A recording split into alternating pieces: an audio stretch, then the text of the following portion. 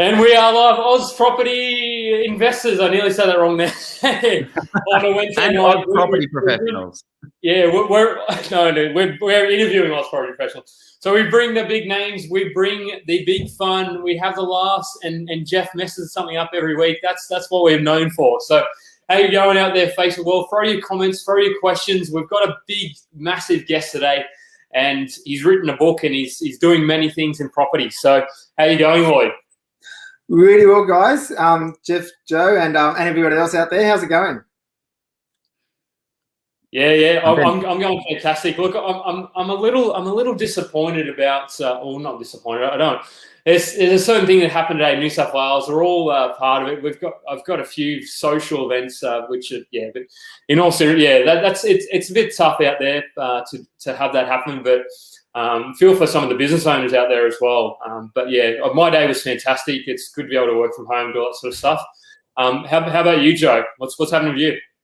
Mate, my day's fantastic. I'm absolutely pumped about this one. There's actually a bit of a connection between me and Lloyd, a bit of a loose connection at that. But Lloyd, I don't know if this is right. This is 100% accurate, Lloyd. But you're actually used to be the tuba teacher for a high school that a lot of my friends went to. So right. When I was like, oh, I've got this new guy I'm interviewing and his name's Lloyd Edge. He's like, yeah, I used to know a Lloyd Edge. And he's like, he used to be a music teacher. I'm like, no, it's not the one. And I'm like, actually, wait, in his book, he talks about that.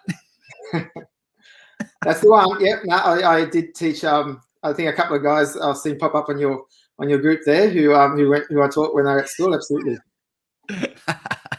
I love it. Well, shout out to those guys, I guess. Yeah, go and buy a property with Lloyd, I suppose. Well, but have they bought a property yet? That's the question.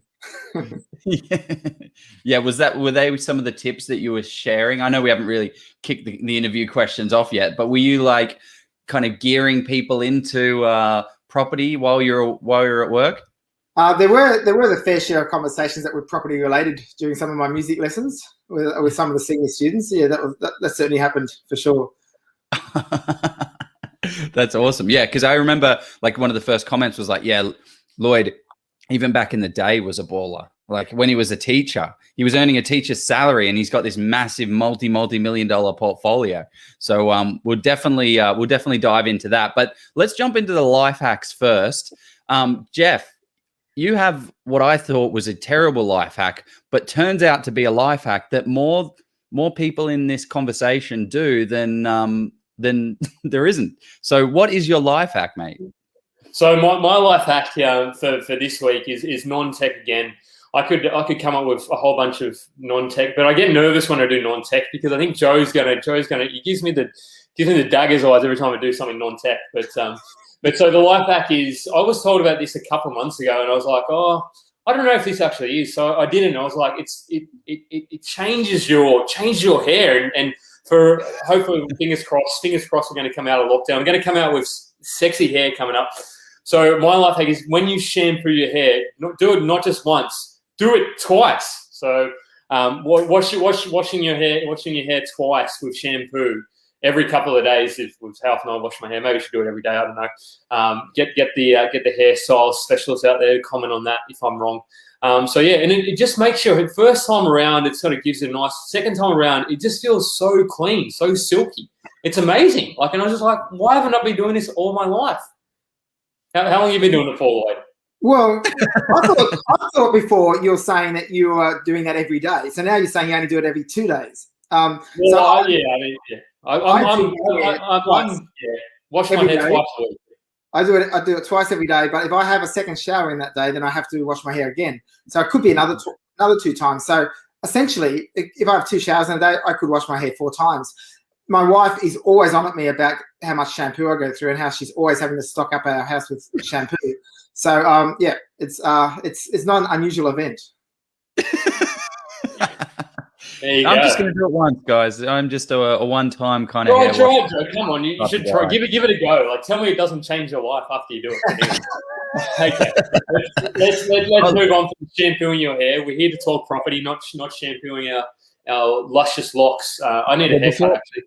before we talk property, I've got a little life hack of my own. So what I used to work in hospitality a lot, and there would be like little things that kind of make your day, that make things a little bit better. So I've kind of carried that on and thought about what little things can I do for people that, you know, make a little bit of a difference. But this one's a bit of taking advantage of, you know, the reciprocity. So I get a awesome pizza from this Crust Cronulla, right? They put so little cheese on it. So it really frustrates me because I order it online and then I'm like, please, please, please put extra cheese. And they're like, no, we're not doing it. You got to pay an extra $2. So now what I've done is I've said, please, please, please put extra cheese.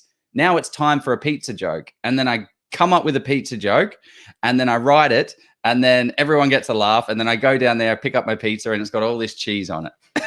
That is my life hack. Make hospitality workers' lives better. Give them something to joke about. So today's one was when somebody walks in, when a guy walks into Crust Cronulla, how many pizzas does he buy? And then the answer is all of them. Oh wow, that is horrible, my friend. Yeah. Lloyd, I'm just going to ignore. So what's your life hack, Lloyd? Lloyd kept a straight face. I was impressed.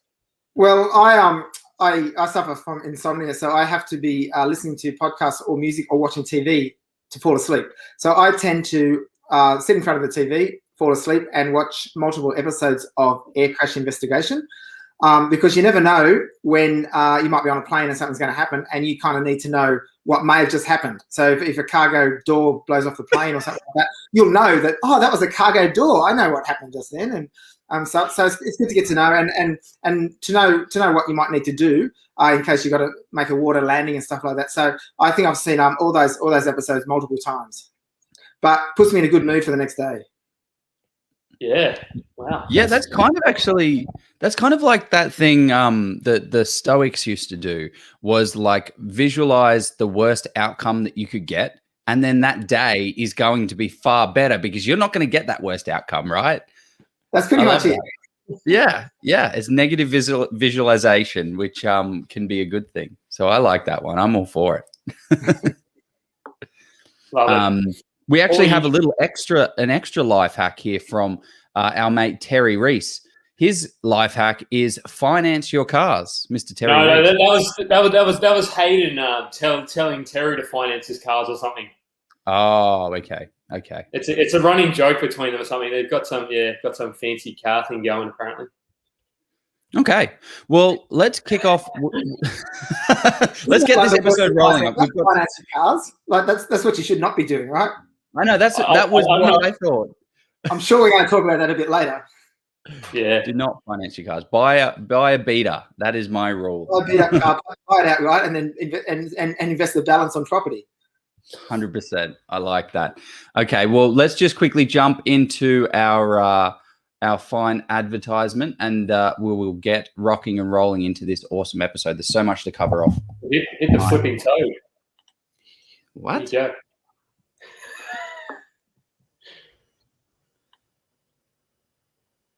you go.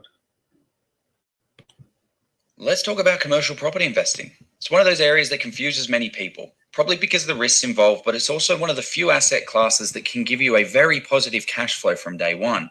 With commercial property, you get some massive net yields of 6 to 10%. Now, that's not gross, that's net, which means it's cash in your pocket.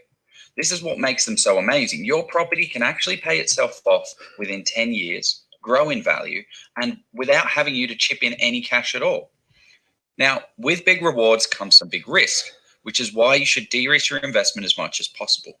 The way you do this is with expert due diligence. This is why we highly recommend hiring professionals to help you along in your investing journey. Steve Polisi of Polisi Property is one such expert. He is one of Australia's top commercial property buyer's agent. With his own multi-million-dollar property portfolio of a mix of commercial and residential, Steve has over 1,200 property transactions under his belt. He's the guy you want in your corner, crunching the numbers, finding the best properties in the best location, along with the ways to avoid the dud properties. Steve has even been the one to write the book on commercial property investing in Australia, and it's a bestseller. He's been generous enough to give us a massive discount to our audience of 50% with the code OzProp. Click the link below, get a copy today, and start your commercial property investing journey. The awkward moment when Joe does the wrong sponsor. Love it. That's terrible. Back on, Joe. That's awesome. I love it. But anyway, this is, if anybody didn't know, this is absolute live recorded. I love it. That's going to go on the blooper reel. But anyway, moving on. Lloyd Edge, the man of the hour, or the man of the hopefully not 2 hours, which we did last week. I want to make this interview mostly about you and about giving value to the audience. So you're a guy. I've been sort of following you and your group for probably about the last 2 years. I bought your book about a year ago. Here we go. You got the background. You got positively geared. This is probably one of the best books I've read since Steve McKnight's one of Steve McKnight's books. I know it's a big call, but it cuts through a lot of the noise, cuts through a lot of the rubbish, and you've built your own portfolio. You're the kind of guy. You're the quiet achiever. So excited to have you on and have a chat about your journey and just some of the tips and tactics you can share with our group, including the duplex strategy as well. Which so excited to have you on. Did I miss anything? Look, great to be here. So yeah, just fire away. Let's have a good chat about it. Yeah, I think the other thing as well, you're a family man, which kind of comes through a lot. Like you do a lot of really cool things, but I think one of the first and foremost things, correct me wrong, is you're a dad and you're a family man. Like that's the thing that shines through in what you do. That is first and foremost everything. My 2 sons and my wife are the most important thing, like in my life, and everything I do is really about looking after my family and leaving a legacy for my kids for the future. So for me, and we'll talk a bit about goals and strategy and what all that means later on. But for me, the whole property investing stuff is for my family. So we can all throw around numbers and talk about multi-million-dollar portfolios and cash flow and all that, but having that and setting up, the life that I've set up is basically to look after my family, and also that so that I can spend time with them as well, when I want to and everything like that, and that came through even more so I think in recent years. So I've got a 2-year-old and I have a 3-week-old, and both times that my wife Renee was pregnant, I was able to go to all the doctor's appointments, with her and to the hospital and to basically every appointment. Because I'm not tied down to a full-time job. So back when I was a teacher, I could never have done things like that. So setting myself up to have that financial freedom that allowed me to sort of live life on my own terms, has allowed me to spend that time that I need to with my family. I think that's the number one thing above all else. Yeah. And congratulations on being a dad for the second time. You look very, very well rested. So I must say, Lloyd, it's impressive. It's a good baby. Yes, nice and easy. Yep. Is it easier the second time around, or anyway? It's different the second time around because you kind of know what you're. It's hard to sort of, because every baby is different, right? But the second time around, you kind of been through it, so you're not so concerned. You kind of know what's happening, and if something happens with the baby, you're not so worried about it because you think, he's all right, sort of thing. Look after himself. That's right. He's got the 3-year-old. He's got the 3-year-old to look after him.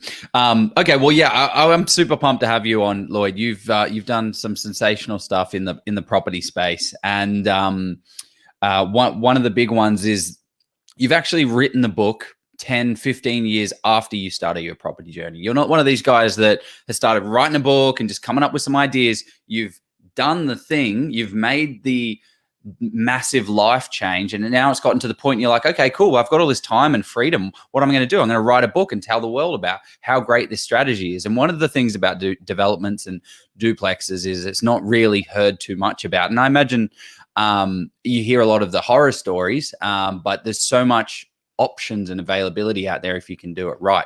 But one of the first questions that I'm going to like to try and ask is, what is a book that you're currently reading right now? What is that book and why? So I'm actually rereading Rich Dad, Poor Dad.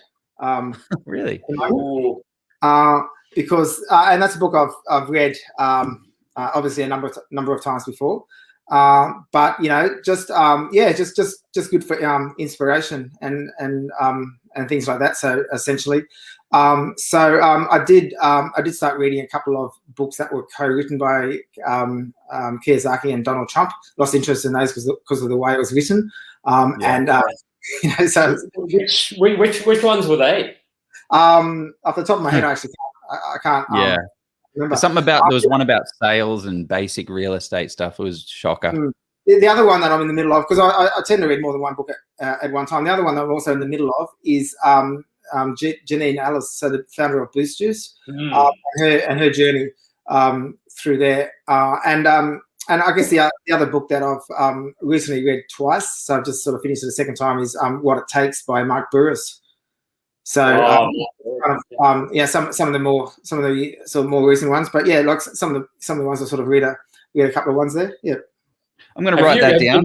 It's the first. Yeah. It's the first. As soon as someone else told me about Mike Boris, what's his name? Boris. Mark Boris. Mark Boris. You haven't heard Mark? I mean, he's. I've heard him float around, but I've never had two people in the same day say, "Hey, you should read his book." So I'm like, okay, well, now I haven't got a choice. I've got to read his book. I've written it down. It's happening. It's happening. Yeah, and that's sort of what it takes to be on top of business, but it's a bit more than that. It's about it's about what it takes to be on top of life in general. So it doesn't matter what you're doing, whether you're an athlete, a businessman, or even a family person or whatever. Just aspiring and motivating yourself to be on the top of your game, and that might mean if you're working 9-to-5 job, how can you keep yourself motivated? And I know for me, I like to get up and take my dog for a run in the morning and things like that. So sort of just doing things that sort of inspire yourself to move along. Yeah, I mean that's fantastic. And small fun fact: I'm actually Facebook friends with his son, Nick Boris. Yep. Yeah, I mean, maybe we should get him on the show, Joe. Maybe we should figure that out. I mean, I don't. He's actually He's a startup. Yeah, but yeah. So that's the. Have you read John McGrath? Just we'll finish off on this last sort of book recommendation. Have you read John McGrath's sort of books? Yep. Yes, I have. I've read a couple of his. The last one probably about 2 years ago. I read it over summer. Again, the name escapes me right at the moment, but yep. So I'm definitely into that, and I just like I get a lot of inspiration from the journeys that a lot of these successful business people have taken. So reading books of sports stars and business people sort of inspire me. So even sports stars, reading biographies of people that I follow, like golfers like Greg Norman or tennis players and stuff like that. We won't talk about the British Open with Greg though. If we ever have him on a live, he might just throw the camera. I think you're probably referring to the US Masters there. Actually, he did. The Masters. Oh, sorry. Who was it that choked at the British Open though? He did choke there, but he's choked most places. The big choke was in the '96 Masters. Wasn't he like 3 shots up with 2 holes to go or something? Yeah, something like that. But he started the day 6 shots ahead and finished 5 shots behind. Yeah. Righto. There you go. Tennis, right? Okay, cool. Let's kick this bad boy off, Lloyd. We've got so much stuff to cover, and I'm like, I want to get straight into this because I know Lloyd has nothing but value to share with us. So I'm super pumped with that. But we're talking all this high level stuff. We're going back. What I want to do is go back to where it all began. How did you kind of start on your property investment journey? Yeah, well, so the first property I bought was not actually an investment. Now, if I was to look back at it now and get better advice, I probably would have done things slightly differently or very differently. But the first property I bought, which I outlined in my book, was actually a 1-bedroom unit, and that was in Rockville in Sydney. And I actually bought that to live in it. So that's kind of where things started there. Now, that's a property that I've still got in the portfolio, and it's probably tripled in value, whatever. Although it's a unit, which is not generally something that I invest a lot in. That that particular property's done quite well. But I guess my journey started out sort of a couple of years after that, when I decided then to use that property as an investment property, and then I moved out and bought a house out of the southwestern suburbs in Ingleburn. So that's kind of where I really the investment journey, I guess, began for me, and I started to kind of get that appetite. Once I got the first investment going, I then got straight into another one straight away. So I sort of bought 2 properties almost straight away, looking at what my borrowing capacity was, and then looking at sort of cash flow and things, but making quite a few mistakes along the way, because back then, you know, I was focused on getting high yield rather than capital growth and things like that. So yeah, there's quite a, you know, it's probably one of the biggest mistakes I'd made in property was something that I'd done in the early stages. So what was this is around 2006, 2007, wasn't it, Lloyd, or was it a bit earlier? Right. Yeah, around that time, yeah. Yeah. I bought, and so I bought a property in a mining town in Blackwater in central Queensland. And, how did that go? Well, that's the thing, right? So at the time, and this is the thing, and I know, Joe, that I believe you've used the buyer's agent before. That didn't go so well. I Not the greatest. I used the buyer's agent for that purchase, and it didn't go so well either. But at the time, it felt like it went very well because I went to this buyer's agent because I only had a couple of properties at the time, so I needed to, you know, get educated. I thought, well, who can help you, you know, learn about property and buy you a good property? Well, a buyer's agent. So I researched a buyer's agent, found this guy, but I, not knowing what I, you know, didn't know sort of thing, I said, well, I want something that has really good rent on it, like a high yielding property. Yeah. So of course, what I do when I'm, you know, helping people these days is I kind of educate people on, you know, what, you know, how you can really create wealth and how, you know, growth is more important and how we need to balance that with the yield and everything. But back then, no, that wasn't the case. The buyer's agent just said, yeah, I'll go find you one of those. So he went and found me property in Blackwater. And, you know, I thought that, oh, that's fantastic. You know, I was bringing in, you know, I was getting about, you know, Blackwater statistics at the time were about, you know, 30% annual growth and all this sort of stuff. I paid $250,000 for the property, returning about $900 a week in rent. So, you know, you think as a young property investor, you think, oh, this is almost better than a commercial property. I'm thinking, I'm onto a winner here. You know, I can't go wrong with this is so easy. So that kind of lit the bug for me. And, you know, but, you know, fast forward a few years and the mining boom ended in around 2012. So I had that property for a while. And had I sort of tried to time the market, another thing that I don't really believe in, but had I tried to time the market and decide, okay, I've had enough of growth in this property, it's now worth millions, I can sell it now and retire. Back then, I didn't. I kept on because I've always been a buy and hold investor. So I kept the property. And then overnight, in about 2012, 2013, it just went back in value. And so did the rental from about $800 a week to about $180 a week. So wow. So that's how that went. That property is actually still in my portfolio, kind of as a reminder of what not to do, and probably because if I sell it, it's going to be at a loss anyway. So it's just swallowed up amongst, you know, the rest of my portfolio. You'll keep it there for if there's ever any other big capital gains. Maybe you'll pair them off. Not advice, but I may be secretly hoping that it'll be worth something one day. Yeah, I mean, well, eventually, I mean, who knows? I suppose mining booms, but yeah, I mean, I can relate to your kind of around the sort of 2009, 2010. I remember sort of looking at sort of areas like Port Hedlands and Karratha over in WA, and I was just like, these properties now are renting for like $1,500, $2,000 a week, and I'm just like, well, why aren't I doing this? And and then I thought about it again. I thought, well, maybe not. Maybe this is all kind of. Well, I was the same because I had, I had Blackwater, and then I bought a few other properties that were, probably sort of more decent sort of properties. But then I was looking at numbers in Port Hedland as well, and I was thinking, so tempting. And I was going to my wife, look at the rent on this property. It's it's $4,000 a week, and and all this sort of thing. And she said, can we buy a couple of those? And but by that time, I was getting a little bit, more educated about property. I just thought there's something not quite right here because I was thinking, like, who's going to pay that rent if you research the area and it's just mining companies and the miners move out of town or they set up some kind of other camp for them. Yeah. Who's going to actually pay that rent? A family can't afford to pay that sort of rent for a house in the middle of nowhere.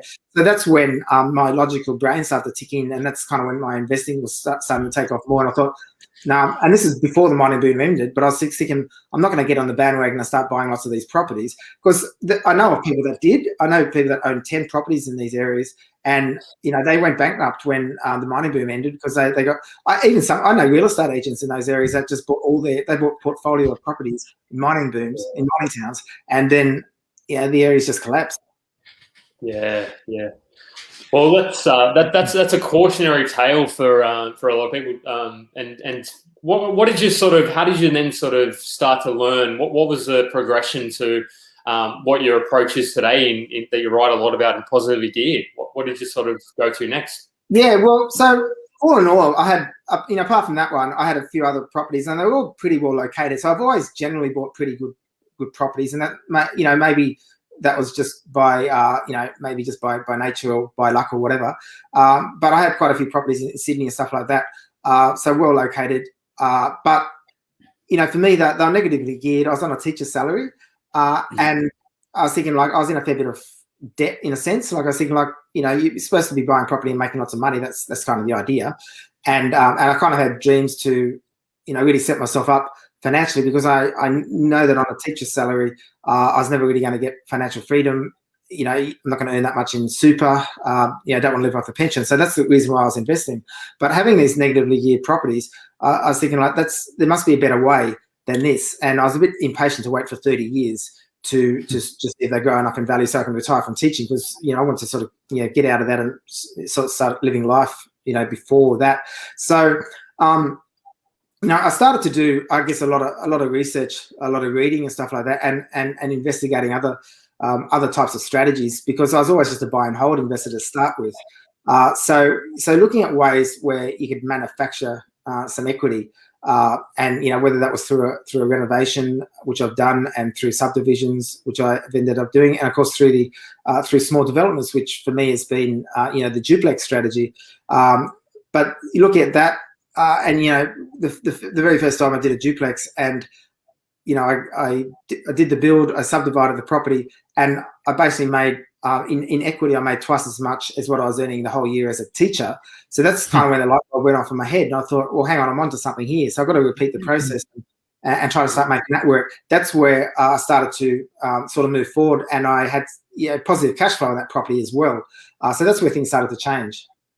So how do you get into, you just said, hey, I just did development. I did the split and I made the thing. I turned a land into two things. How, like, there's a lot of education that goes into that. How did you kind of get up to that point?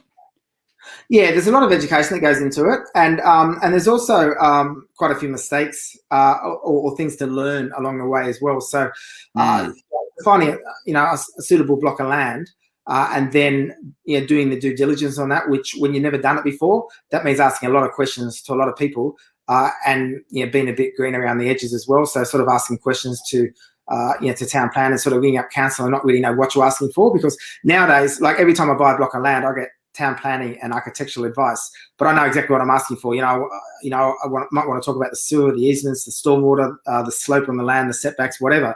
But back then, like, I didn't know. I just block of land, I want to put a house on it, and I want to make money.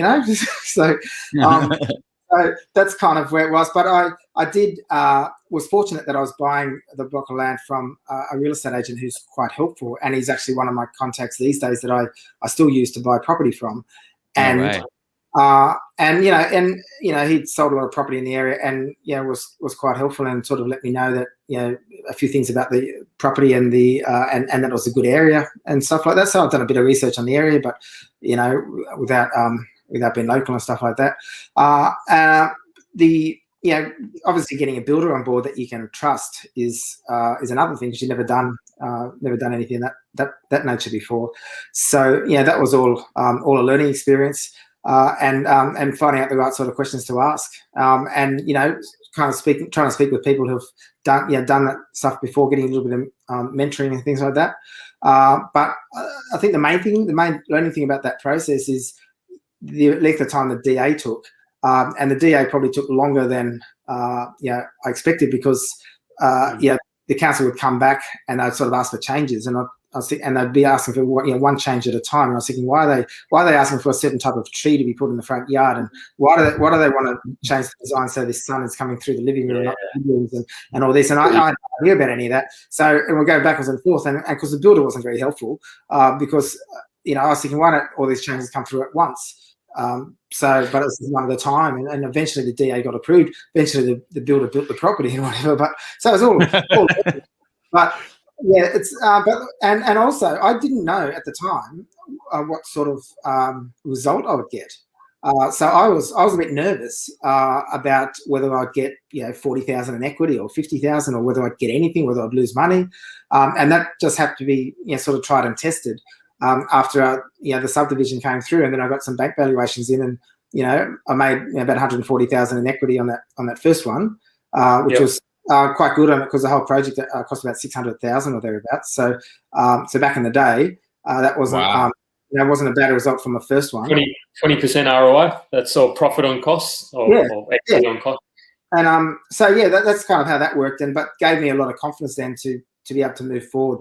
But it's around that time that I really start thinking strategically as well, because with that equity, and of course going back to the broker, checking the borrowing capacity, and then seeing what I can use, how much equity I can take out, and then how much I can borrow for the next property, because then I strategically plan what I'll do with that. And I think the next property I bought after that was an established property in, I think it was in Newcastle, for example, and the strategy in that might have been to, I think, maybe renovate it and put a granny flat on it at the time. And then I had a bit of equity left, which I put a deposit on another property and started to mix things up. So I was in a position then that I could actually start looking at 3 or 4 properties in a year, just having the right sort of strategy in place. And are those type of things still possible in this landscape? Now we're talking 2006, 7, 8, 9, 10, 11, 12, 13, 14, 15, before the kind of responsible lending changes came in, and when we had low doc and no doc loans. Are these type of returns that we're talking about still possible in this day and age? Yeah, they are. They're actually even better than that. I mean, I'm getting some returns now that are sort of sitting around a 30, 35%. But not on that sort of budget. So people who think they've only got 600K to spend, you can't really do a duplex for that. I mean, it's going to cost you that to build at the least, plus your land cost. So it's a different sort of scenario in terms of costs. But if you got the money, if you got the equity and the borrowing capacity to go in with a more expensive deal, something that might be 1.2 million, then there's certainly some good return on investments to be made for that price point. Lending is lending is a little bit more difficult, but that changes all the time. That's actually been eased up a little bit this year. And then it may change again depending on whether APRA or someone wants to step in and start changing the market again because they're thinking it's getting too hot. So that's something that changes all the time. I do think that building a portfolio and getting as many properties is more difficult now. Maybe back then, because I remember even on a teacher's salary that I seemed to be able to borrow a fair bit of money, and it was just on my income as well. This is back when I was. And I think there's a lot more questions asked these days. It's a lot more, can be a lot more difficult, but certainly doable. But it does come down to strategy and what you do with it. So you need to get the right property and have a goal for that property. Have a plan, have an exit strategy for that property. And if you're going to create some value, some equity in that, what are you actually going to do with that to move forward? Because it's a numbers game about the value of the property. It's not about having 10, 20, 30 properties or whatever. Like if you can buy 4 good properties and they set you up, then that's what it should be focused on. Not looking at someone who's got 15 properties and thinking, oh, how can I get there? Because it's just about what it does for you.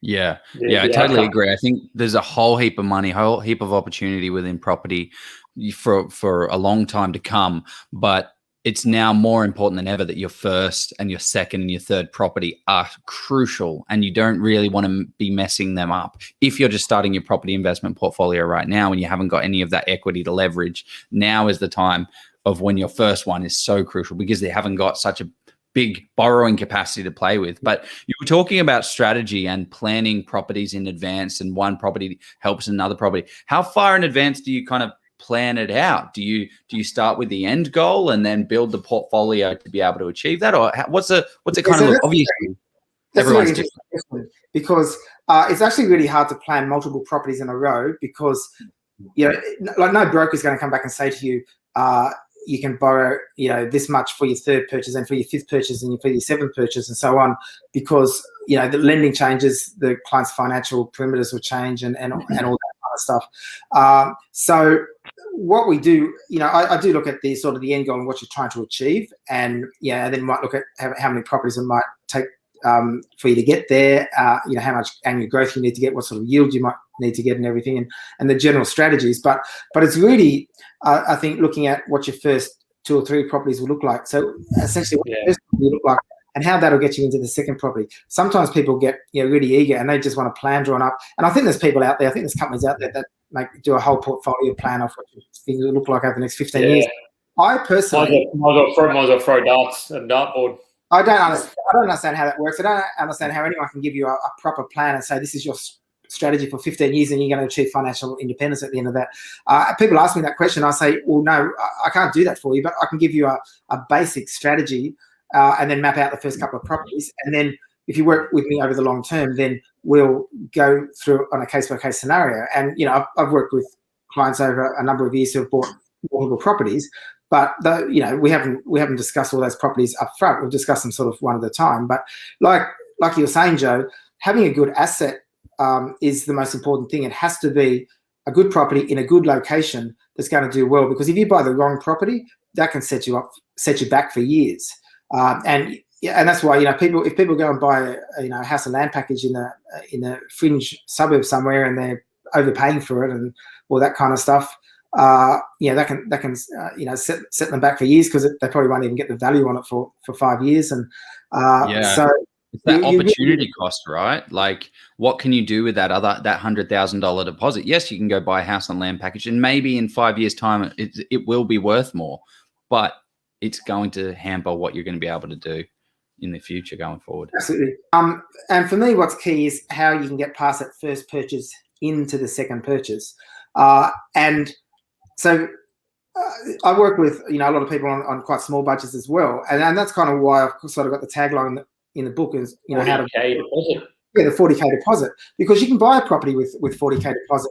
If it's a $200,000 property and you put down 20K deposit and then you got your stamp duty and your legals on top, you can get away with 35K, to get into a basic property. And the point of that is, if you don't have a big borrowing capacity or a lot of money, a lot of deposit or anything, doesn't mean you can't get started. But the key to that is you got to go regional, but you got to find a regional location that's driven by several growth drivers in the economy. So you want to make sure that you've got good education there, good private schools, good universities, hospitals, and things like that, so that you can when you rent out the hospital, rent out your property, it might be rented out to doctors and to professors at the university and things like that. So you're getting sort of quality tenants, but also how can you use that first property to get into your second property? So a property at that price point is probably going to be an older property, might need a bit of a renovation.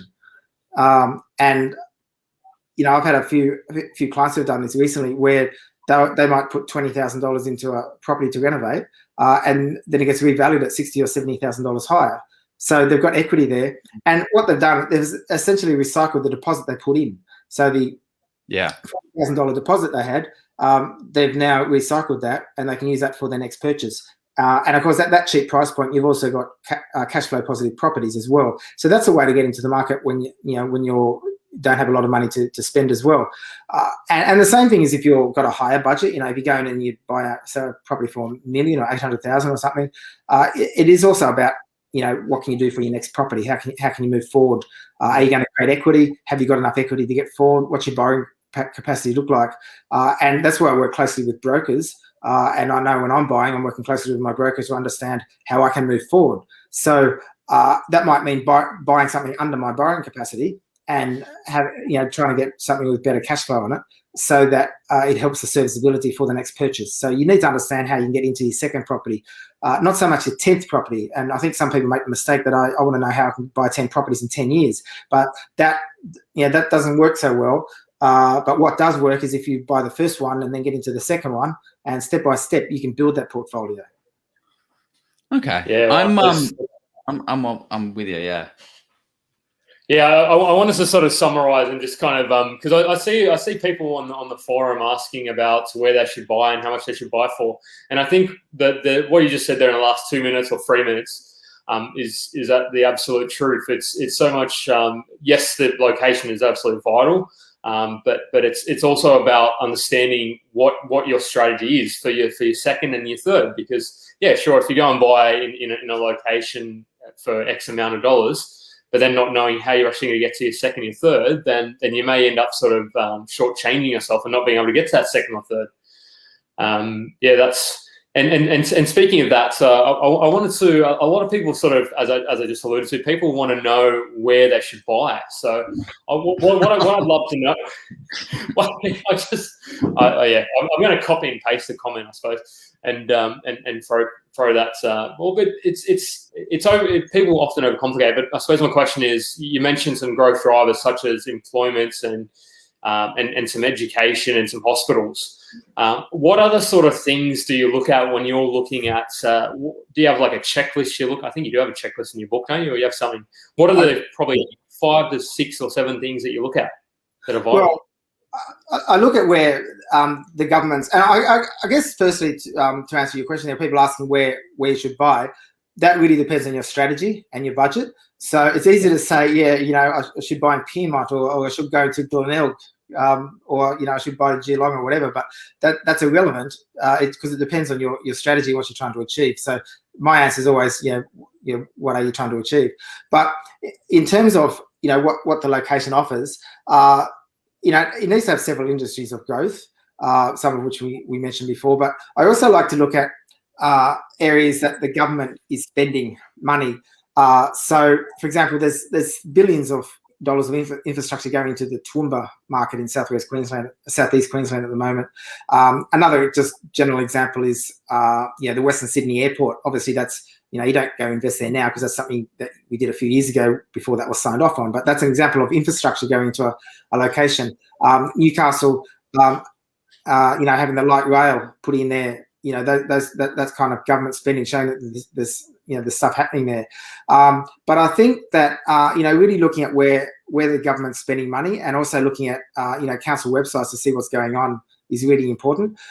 Where the population is moving to, so population growth is really important, and obviously vacancy rates, but and jobs growth. But population growth is important because you don't want to be in an area that's a declining market, where the population's declining.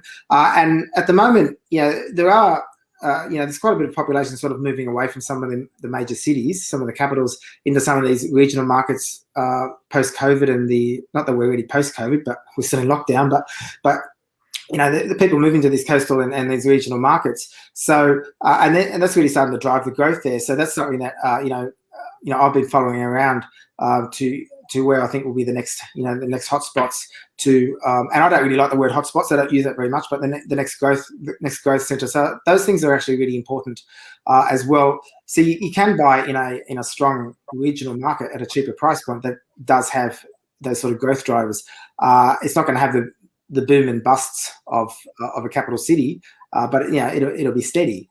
But then some capital cities don't boom and bust either. I mean, we can buy in a place like Adelaide, which is quite a strong market at the moment, but it's also generally a market that's safe. So it doesn't have a history of booming, but it doesn't have a history of busting either. So if you're a little bit conservative, then you can put your money there. So but it really comes down to and where you want to buy. Well, strategy, your risk profile, all those sort of things. Yeah.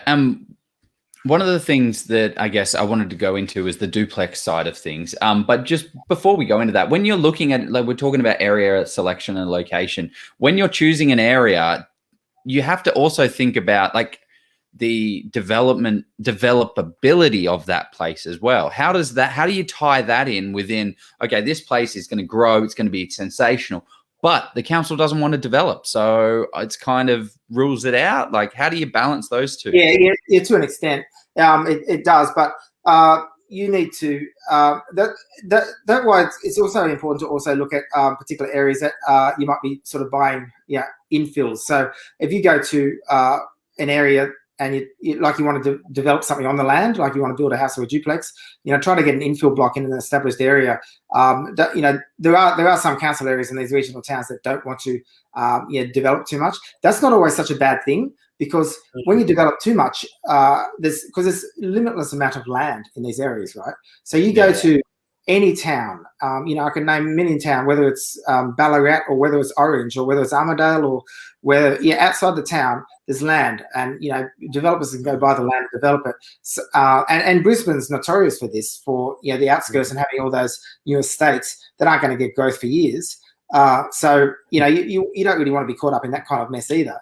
So it's important to go to a place that's probably not going to be developed too much and not going to be overdeveloped, and you need to be very careful about what's going on there. If you're buying in an area, and if you're buying in a new estate, if you're buying in stage 1 and they're building 9 stages, then that may say something about future growth potential there. And if you get just to hold the property for 30 years, then that might work. So so you mentioned a suburb there, and I kind of want to we'll get onto the duplex strategy and this whole heap of other stories, but you mentioned Toowoomba. I would sort of say that I'm interested in because I don't know it super well, but you probably know it 100 times better than me.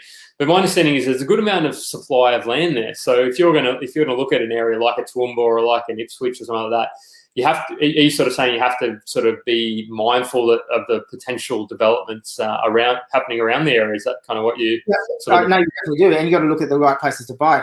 I'll tell you a story about Toowoomba. Is that Toowoomba it's starting to get a bit of growth at the moment, but it was touted as it along with Gladstone, and we all know what happened to Gladstone.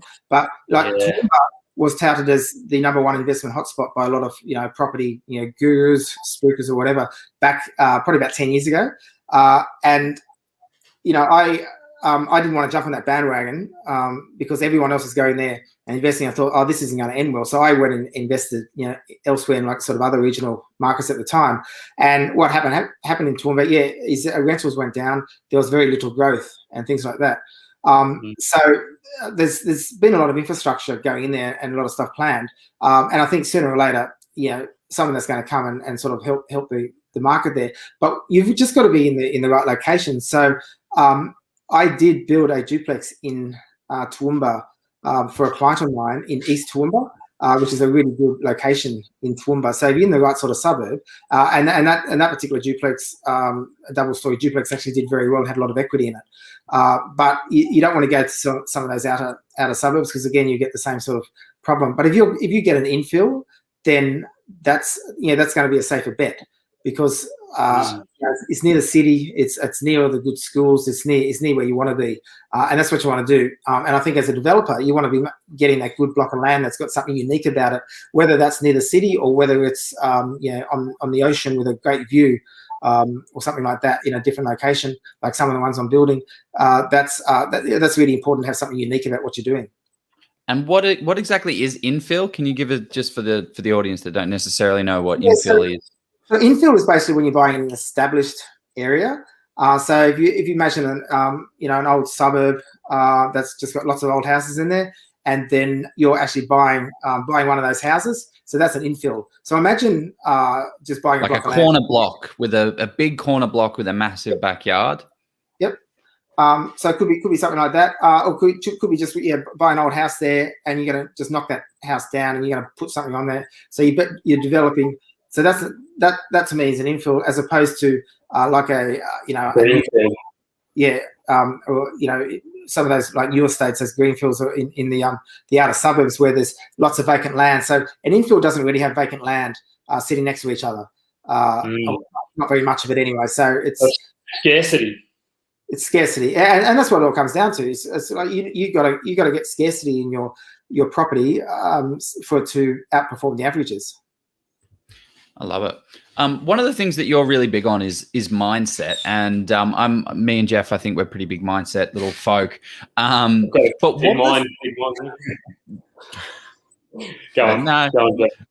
what are some of the things you work in multi-million-dollar people, right? And you're comfortable talking about development strategies, but what are the things that you're seeing the people that are willing to do a development doing, and the people that aren't? Like, what is that thing that makes people click over the line to go, okay, I'm going to really make a fundamental difference with my life against, I'm comfortable here? Like, what are some of the things you see? Yeah, look, I think the main thing there is the risk tolerance. So whatever investment you buy, you've got to try to mitigate the risk. But like any investment does have some risk. Risk equals reward, all that kind of stuff. If people don't want any sort of risk at all and they're just comfortable, they'll just go and buy a property that they can see, touch, and feel, and it might bring in tenants from day one. One of the things about doing a development is that you're going to have to be paying holding costs for a year before you get tenants in the property, for example. So you've got to be comfortable with that, and also understanding that there may be risks or delays associated with getting the council through. Some people are really worried about what if the builder goes broke or what happens with this and that, there's a number of things you can put in place to mitigate that, such as liquidated damages and fixed price contracts, and all builders have homeowners warranty and all that kind of stuff. Some people get that. Other people just think, but what if the builder goes broke? When if you have the right builder, it's unlikely. We've all heard horror stories, but it's not that likely. And if builders do go under or something, then you've got homeowners warranty to kind of cover that. So I think one of the things there is just understanding, the difference there and being able to put it out there and say, okay, if I do this and I'm prepared to spend 12 to 15 to 18 months on the development, it's going to get me ahead because I'm going to be able to create, if they get a 20% return, that might equal, if they're spending $1 million project, they might get $200,000 back on it. That might be a couple of years of income that they'll get on just the one deal, right? If you do a buy and hold strategy, then you're just going to wait for capital growth.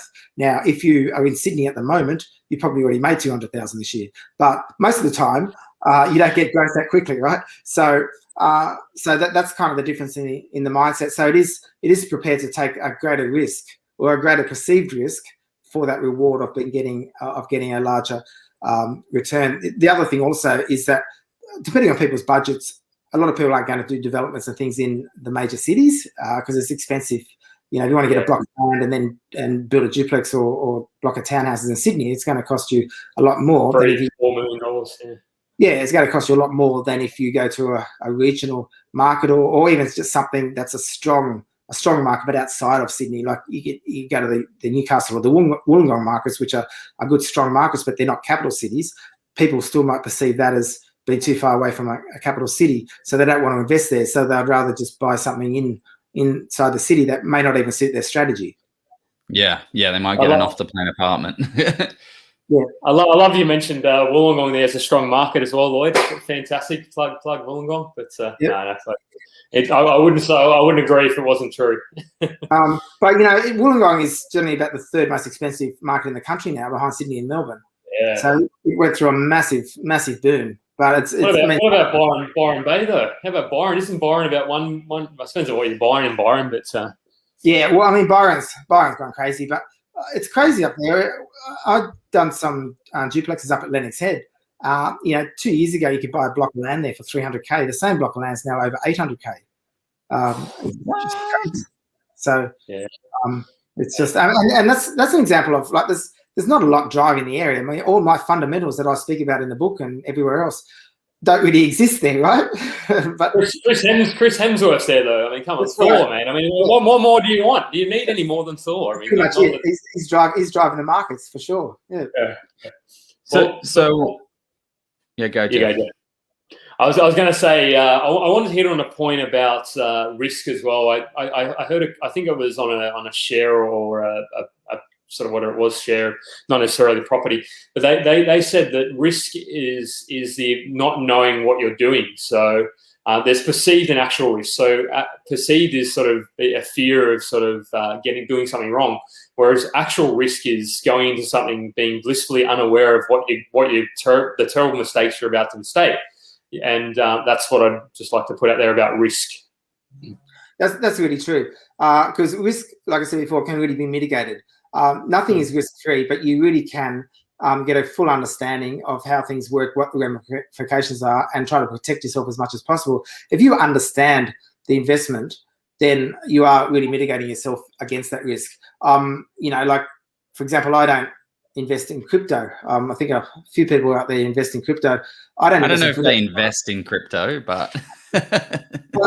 So just putting it out there, I invest in things that I understand how they work. Now, I don't understand how crypto works, and everybody who's tried to explain it to me, like all these crypto people, have still not convinced me how it works. So either they're not very good at explaining it to me, or I'm dumb, one of the two. But I don't understand crypto, so I don't invest in crypto.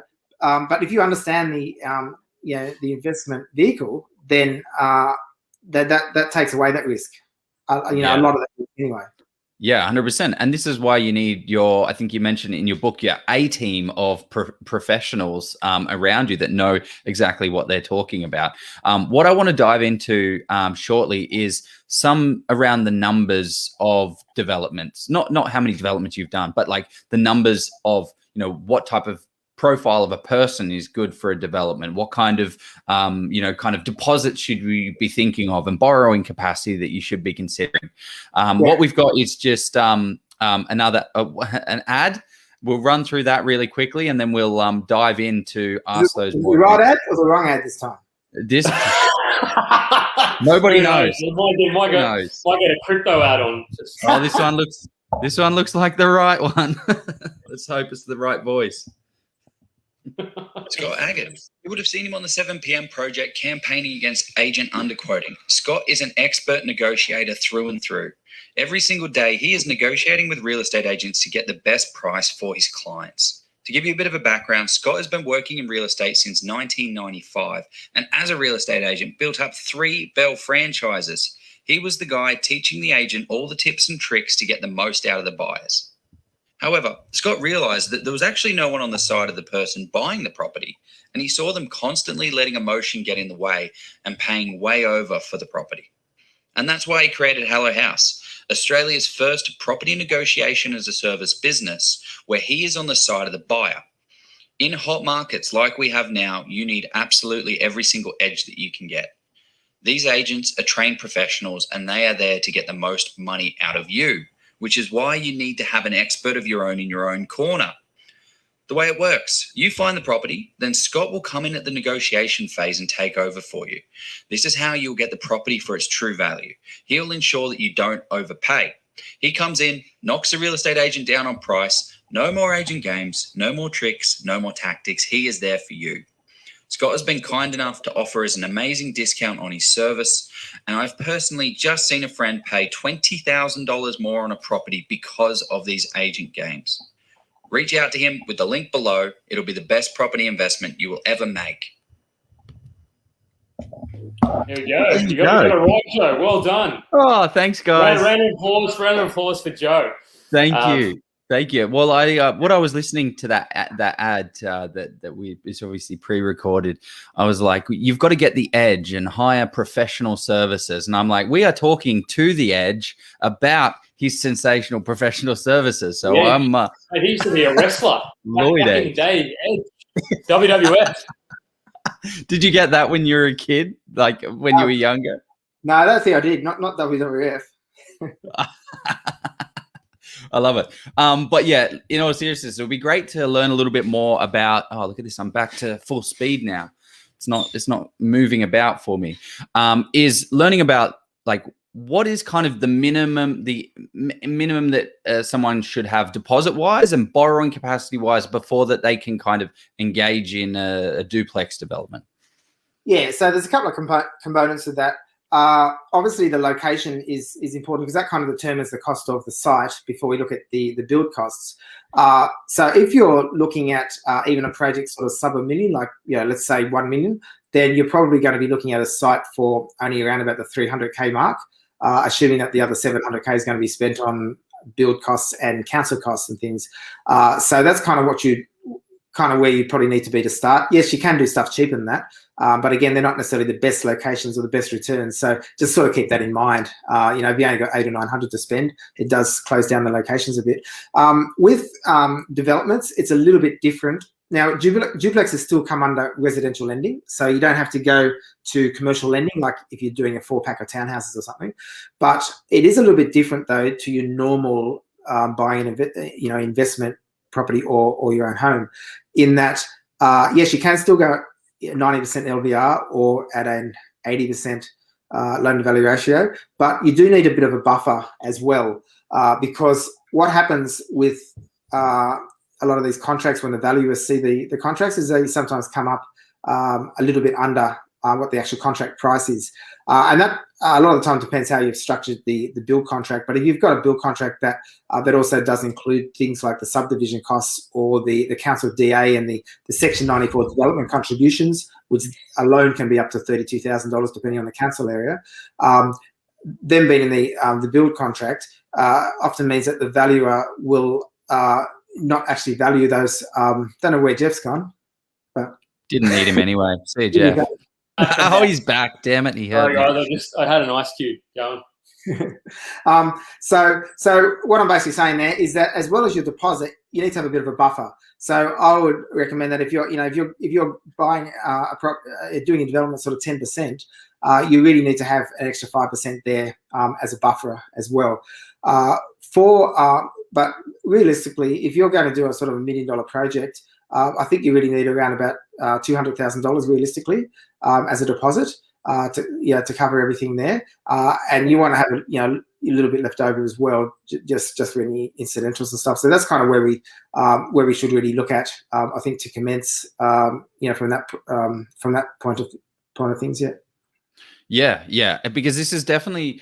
I guess that's what I wanted to try and get out is like this isn't the first thing you do if this is your first venture or foray into property investing. It's not necessarily the first step that you can take. Yeah, well, that's the thing. So a lot of people come to me for duplexes because they sort of know me as the duplex guy and all that kind of stuff. But the duplex king, Lloyd, you got to be the king. You are the king of duplex. He's been the duplex guy for a while. Yeah. But like I had about 5 properties or so before I even thought about building a duplex. So, I started with my 1-bedroom apartment, and then I bought a house in the middle of nowhere, and then I bought another property sort of a bit closer in and build up some equity and all that kind of stuff. So I didn't start with, with a duplex or anything. Some people do specifically want to start with a developer and start, flipping them or making money and all that kind of stuff. But again, it just depends on what your borrowing capacity is and what you're trying to achieve. But if you've got less capacity of that, you can work up to that. You can build your cash flow and build your equity through other ways. And like we discussed before, it could be through a land subdivision, could be through a renovation, and work your way up to do a duplex. So you don't have to have $1 million just to start the investment journey. And I think that's what it's important for people to understand is that, if you can't afford a duplex now, it doesn't mean you should just sit on the sidelines and wait until you can. You should just get in and do a decent investment with whatever price point you can afford to. Yeah, I feel like that's kind of like what Jeff and I talk about a lot is that beginning stage, right? Setting the goals, getting the deposit for the first initial property, renovating it, adding value, then starting to do like little subdivisions. And I think then we kind of hand the torch off to you to then be like, okay, great. Now you've got a little bit of equity behind you and you've also got some deposit saved, which can handle your cash buffers for those extra things. Then you can keep progressing this thing forward. Now, what about when it comes to do I hold or do I sell? What is your general kind of thoughts around that and the duplex space? In the duplex space, so with anything, and you obviously need to get accounting advice and all this kind of stuff on that. But you're going to have capital gains tax if you sell. You're going to have GST implications potentially and all that kind of stuff. Quite often, and again, it depends what you're trying to achieve. Because some people, which is something I've done a fair bit, is build your duplex and keep it for cash flow and refinance the equity. But you can only do that to a point until you get maxed out. And then when you're maxed out, to be able to move forward, you might need to sell. Now, duplexes are really good because they're flexible. You can sort of sell one side and keep the other side. Or, you can sell one side and put your mother-in-law in the other side. And they're flexible. There's all sorts of things you can do with them. Is that something you've done personally, Lloyd? You put your mother-in-law in my... Answer that one because she's watching.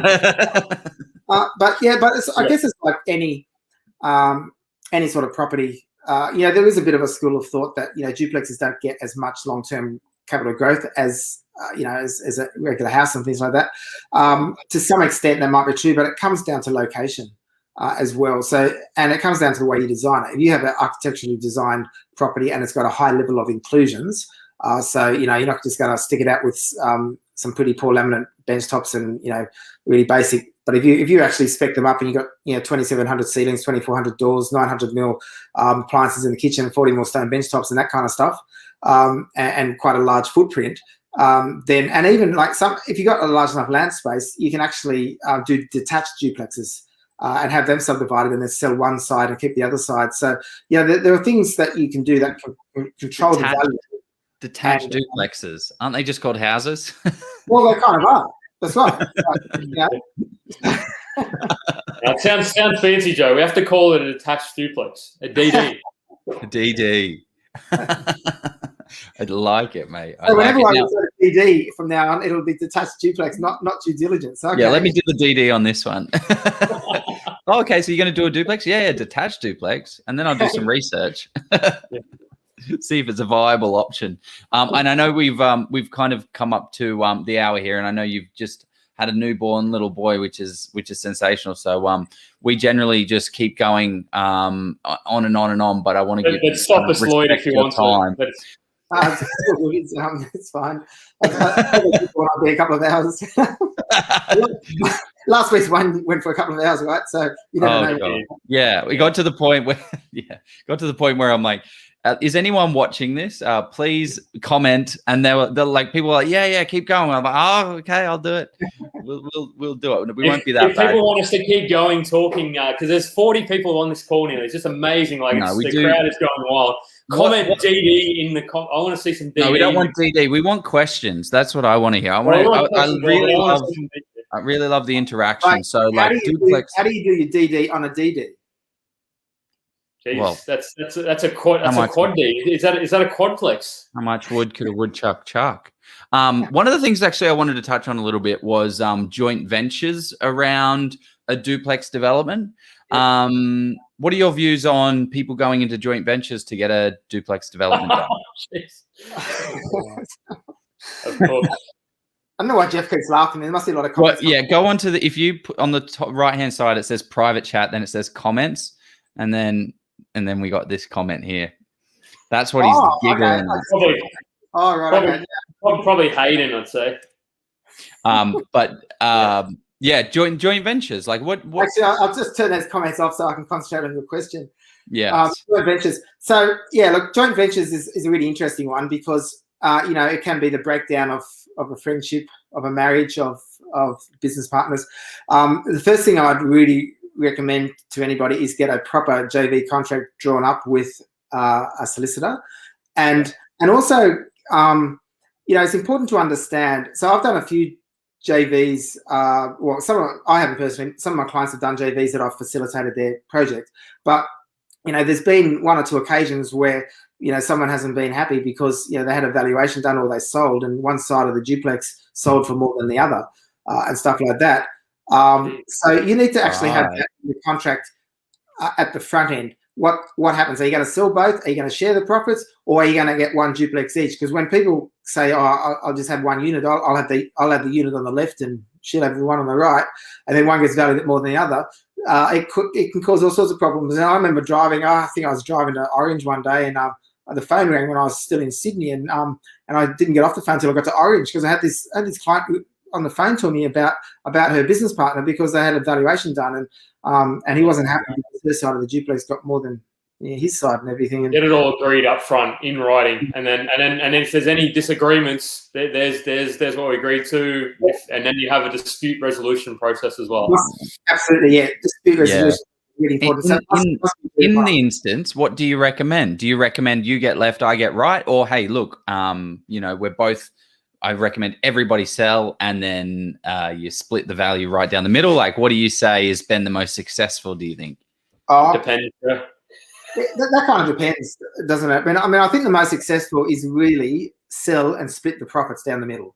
Stuff like that. Like when you subdivide, and then people want to subdivide and put them into each other's different names, and then take them to different bank accounts and all sorts of things, and then one person sells and the other keeps, and then the guy that kept is going to sell a year later because the other guy sold, and it's all complicated. But I haven't had too many of these. Then there's not too many tragic stories about it, so it sounds like it's been a nightmare, but it's not too bad. But I just recommend people understand up front what they're getting into, because JVs are really about, if you can't afford to do it yourself, go in with someone to do it. Now, I'm doing a townhouse project for someone at the moment, and there's a JV. There's about three business partners involved with that one. It's a $5 million project, and they kind of bought cash for the land, which is about $2 million between them, and then they're financing the build. So at that sort of level, they're doing JV. That one will at that kind of level, it tends to work better, because that's what you do when you're doing a larger project, because most people don't finance a large project by themselves. It's kind of the little things. It's when you're doing a duplex that people only have, 400 or 500K to spend, so they want to team up with someone else who's got 400K to spend. Then they try to go and do a really cheap duplex project to try to make money. That it can be a bit dicey, because the end result may not necessarily be what they're looking for either, because, if you do a project for 800K and you might only get, 130, 140 profit out of it, and then you sell it, you pay your capital gains tax, and then you split the profits, you're walking away with 20 grand each or something. A year's worth of work. Yeah, so, and that sort of project might be better off holding in the first place anyway. I'm using that as an example because that's, I did one sort of recently that, people have really low borrowing power, so there wasn't a lot of options around where we could do one. But the project was still fine. And in the end, they didn't actually sell. They ended up holding for cash flow because the rent was really good. But it wouldn't have made much sense to sell it anyway. But they're the things that you just need to look at up front and get a clear understanding. What kind of timeframes are we expecting for a project? Like, what do you kind of see turnaround time? It takes about 6 months to build a duplex. And you need to have. Well, that's not. We'll talk about council in a minute, but the actual build time, 6 months, and you really should have that in the contract as a fixed time frame, and you need to have some late completion damages in there, so that if the builder doesn't finish on time, they should pay you for going overtime, which should cover your rental loss because they're finishing late. Council timeframes, can vary, but it's blown up to around about 5 to 6 months in New South Wales now. Longer if you're in Sydney. Queensland, to getting a building approval through Queensland can happen in as little as 12 weeks. But then Queensland's a softer market to do this sort of stuff in, so I wouldn't be going to Queensland just because it's a quicker project. The numbers have to make sense as well. Yeah. I mean, it's interesting. I've got about how have you found any challenges given the lack of supplies, like in terms of lumber and even actual labour? Like, how have you found? Have you had many issues with builders having to delay with that presently, or not really? I haven't at this stage. I've been quite lucky with my builders, and I use a lot of builders in different areas, and they've been pretty good.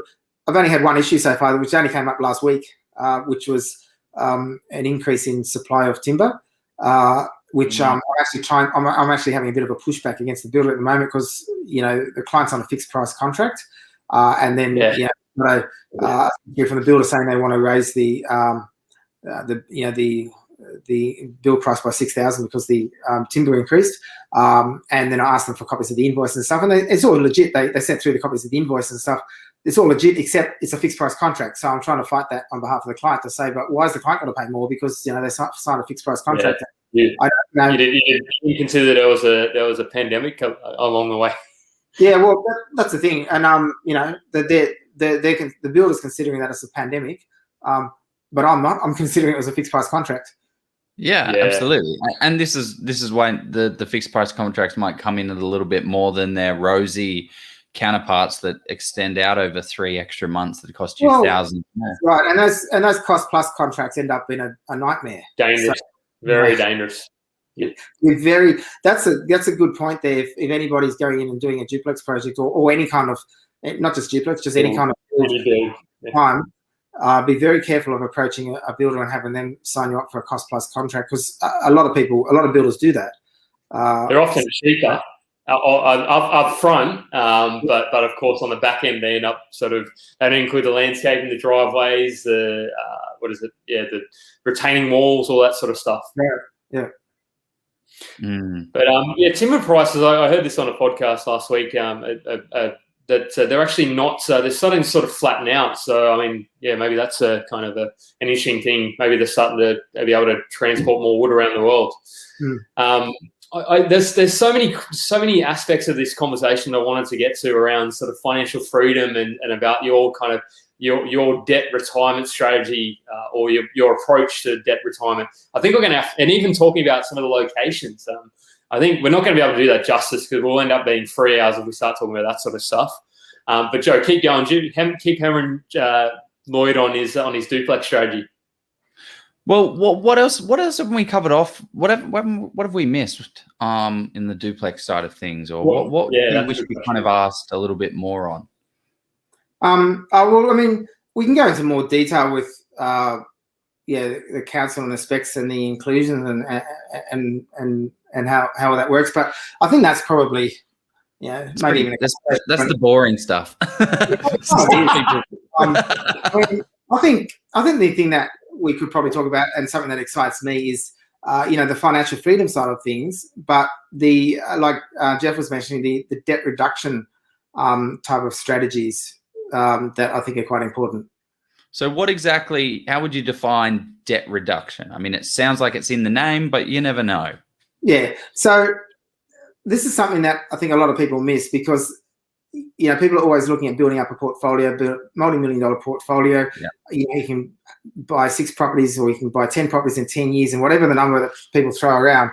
But there's no point in having a $10 million portfolio if you've got $9 million of debt, because you're not going to have any cash flow, you're not going to really have any equity or anything like that. So, and the other thing also is that when you build up your portfolio, having is Jeff gone again? We've lost him. That's anyway. Fine. We record this, so we'll let him watch it again. Well, he's just having ice. Yeah. He's got a brain freeze, poor fella. When building up your portfolio, one thing is to pay off your properties for 30 years. So if you go through the acquisition phase and then you hold them from the age of 40, and then they're all paid off by the time you're 65 or 70 is one way of doing it, but not a great way of doing it. The way I prefer to look at doing it is actually being able to sell down some properties. That goes against what a lot of people talk about, because there's always people talk about you should never sell a property, but there's always a reason to sell a property. It has to be a good reason. But if you're buying the right properties in the right locations, then they should be getting good growth over the time frame that you're holding them. And then when you get to that exit strategy where you make that decision that you want to create that passive income, then you should be able to sell down a number of your properties. And just as a very simple example, if you had 10 properties and you sold down 5 of them, and that paid off all the debt from the properties you sold, as well as the properties that you're holding, then you'd have 5 unencumbered properties. That's what we want to get to, is having unencumbered properties. You don't want to be retiring with debt that you're then going to be passing on to onto your kids and all that kind of stuff. So you want to be able to pay off that debt. Some people talk about sort of living on the equity and refinancing the equity to be financially free, but you're not really financially free if you keep piling on the debt. Property. So you want to be really financially free there. And if you're I work with sort of a detailed Excel as part of my feasibility, sort of an Excel spreadsheet that I sort of help people with, which sort of gives examples of, if you buy a property and it's going to get 7% growth annually over the next 10 years, what's going to be worth if you buy it for 600,000 now, what's going to be worth in 10 years time. And if you multiply that by 10 properties, for example, if you buy 10 properties over the next 15 years, you can see the sort of equity you can get, and then you can make a decision on what properties you want to pay down and get rid of the debt. And of course, along the way, you'll need to sell probably some properties anyway to pay off a bit of debt to allow yourself to move forward, depending on if you're getting maxed out.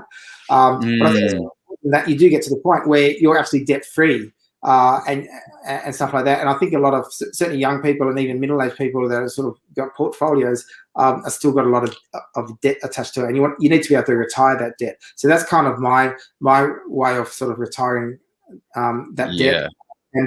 And also, one goal that people probably have, something that I've certainly had, is sort of having that dream home.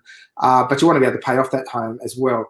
And again, by not having a 30-year mortgage, but by using, so for me, I've used equity from duplexes and stuff, put that on my property, on my home, and paid it off. So the last 2 homes I've had before where I'm living now, I'd pay that debt off completely. So the last home I lived in, which is in the inner west, I'd completely paid off that property.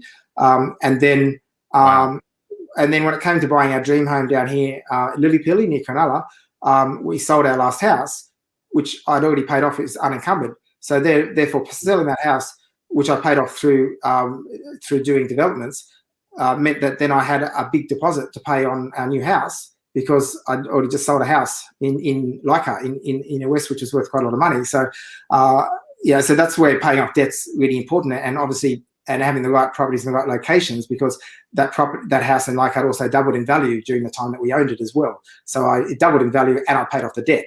So I sort of had this $1.3 million house that I could sell, and then that whole amount was then because it was capital gains tax, because it was a home that we lived in. So the whole amount, a deposit then for our new home. Yeah, that's like a little secret hack, I think. Like, one of the things I was thinking. Oh, that's secret. No, like, that's a secret. Well, like not a secret, but it's something that people don't actually sometimes factor into their purchasing. That's a smart move. You've got a $1.2 million place. You would have to pay 50% capital gains tax on that, and all of a sudden it's worth $600,000. No, I lived in it. Great. That's buy a place that you're happy to live in. You'd have to pay 50% of the gain, and then at your marginal tax rate. Obviously not financial advice, Jeff. Surely. I don't know.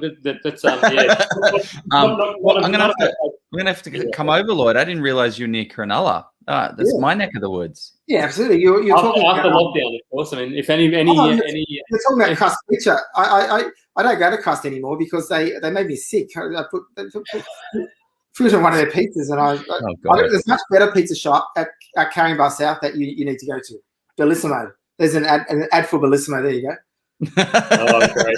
This is not sponsored by Bellissimo, and let's get Adam, Maney, Lloyd, and Joe and me. You guys are all in the area, but I'll come up from Wollongong and we'll have a beverage. Plus, it's only 10 minutes down the road anyway, Jeff. 10 minutes? Yeah, oh, exactly. yeah. Mate, it's like 50 minutes. I saw it. Yeah. Anyway, so we're in an hour 20. Joe, before we kind of dive in, we've got about 5-6 audience questions sort of loaded up, ready to go from the audience. Do you want to grab into those, and we'll get Lloyd? Well, yeah, let's go into that. I was going to just kind of cover off what Lloyd was saying. And one of the things that you were talking a whole heap about, like, you're doing this, and then you're doing this, you're buying this property, and you're selling this one, you're putting this equity into this one. Like, that's not what you're doing right now. You're like, for beginners, like for people just starting out, you just got to focus on like the fundamentals of a property that is going to go up in value. And if you can do something to it, add value to it, then that's the first step. And then look at the second step. That's exactly right. So yeah, let's be really, really clear on this, that the first property is a really important asset, and it has to grow in value, because that's what's going to set you up well. It can't be the wrong asset. And if there's something you can do with that property, and that's always important as well. Like if you buy the ugly duckling in the best street and you can renovate it, then, and again, if you've got some skills yourself, it's going to be a lot cheaper for you to buy paint and paint the house than get a painter in to do it, for example. And if all your mates are sparkies and plumbers, you can get, you give them a slab of beer, they can go around and help you renovate your house. Grow some equity that way. And then, so that's, but at the end of the day, just make sure it's in a good location. But yeah, we're not talking about doing anything complicated.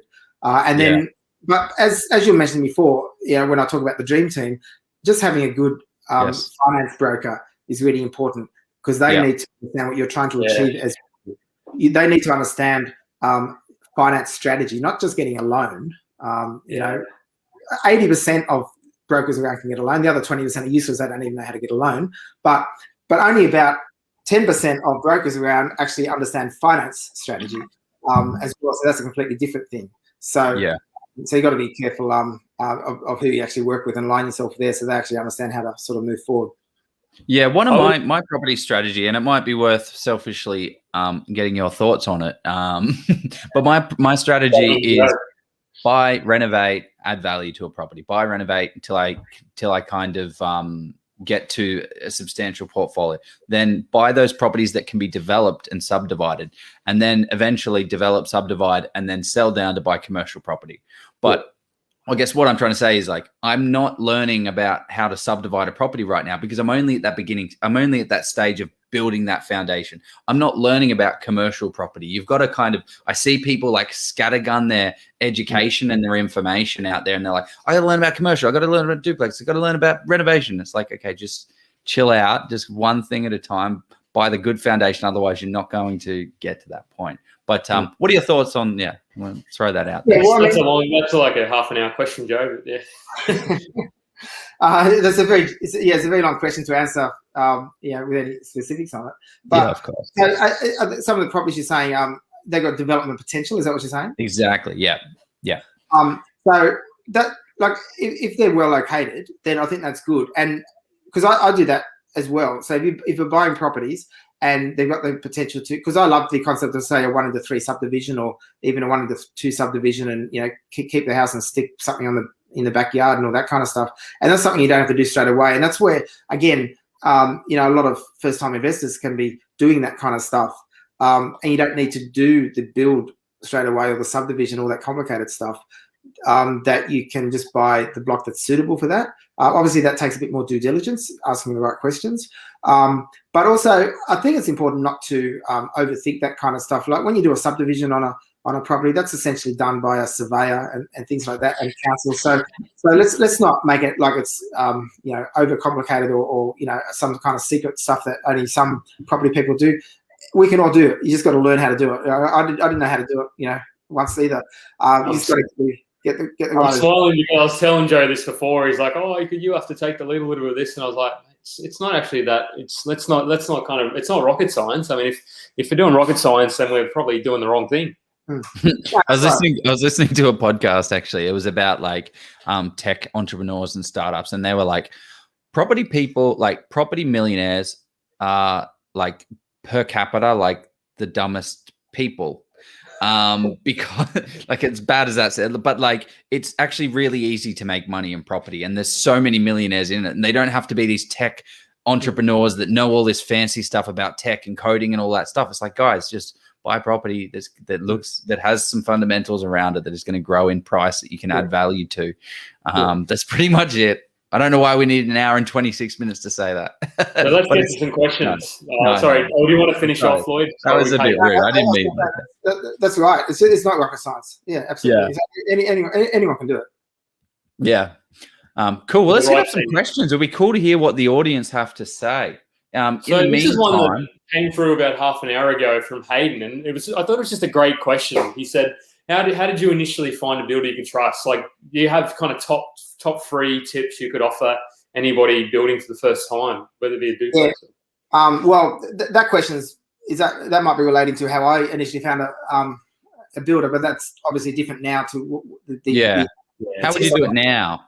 Yeah. So what I do now is I think you need to speak to some of their references. So people who have built, so don't just look at their website to see what they've built, but actually try to find out who they're built for and speak to them. Also speak to some agents. So real estate agents can be a really good friend of you. As a buyer's agent, I find real estate agents they're really good people to have on your side, but they can be, because sometimes people bag out real estate agents, but if it's really good to have them on your side and get to know them, because they'll say, particularly if it's like a country area, regional town, they'll tell you, oh, that's a shocking builder, that build, you should look at those houses, they're built by that builder, you don't go there. So they'll actually tell you that though, will they? Like, because that, I mean, sort of in not so many words, maybe. No, some do. Some do. Depends. Small towns.